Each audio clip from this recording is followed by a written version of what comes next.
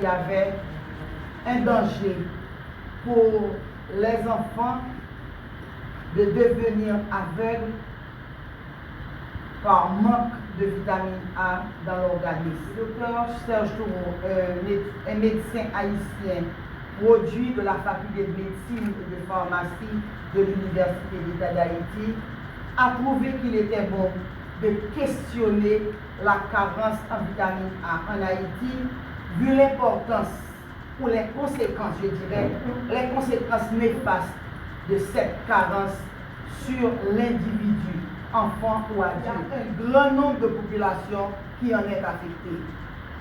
Et les résultats de l'étude réalisée a montré qu'il y avait environ 3 personnes sur 1000, soit le double de ce que l'OMS avait publié.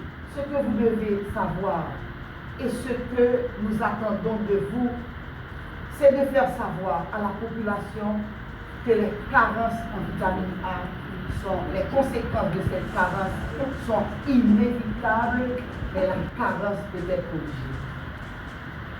Les conséquences qui sont la perte de vue, la cécité est irréversible. Cependant, si on consomme les aliments sources de vitamine A, on peut éviter la carence, on peut prévenir la vitamine A. Et la nature a si bien fait les choses qu'on ne perd pas les deux yeux en même temps. On peut avoir des signes cliniques qui arrivent au niveau de l'œil, et si on se met à manger des aliments sources de vitamine A et à recevoir les gélules au niveau d'une institution de santé quelconque, on peut sauver le deuxième œil. Et si le premier n'est pas atteint au stade ultime de zérophthalmie, on peut encore garder la vision au niveau de l'œil qui présentait SLP. Là où se trouvent les populations vulnérables, et là je peux dire que les populations vulnérables qui sont à risque de carence en vitamine A se retrouvent au niveau de tout le pays. Et voilà pourquoi aujourd'hui, on a voulu nous adresser à vous pour tendre la main vers les populations et recevoir la nôtre pour faire le cordon de transmission du problème de vitamine A, des moyens de prévention et des conséquences. Le projet renforcé avec le gouvernement, nous travaillons avec les importateurs, mais aussi les producteurs pour fortifier ces 3 aliments-là que je viens de citer, la farine, l'huile et le sel.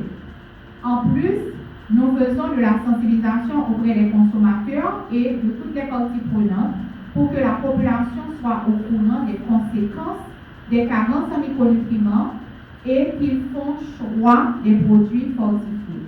Donc c'est pour ça que nous sommes avec le ministère de la Santé publique ce matin et avec vous pour vous dire que les produits fortifiés sont disponibles sur le marché. L'huile enrichie en vitamine A est disponible sur le marché.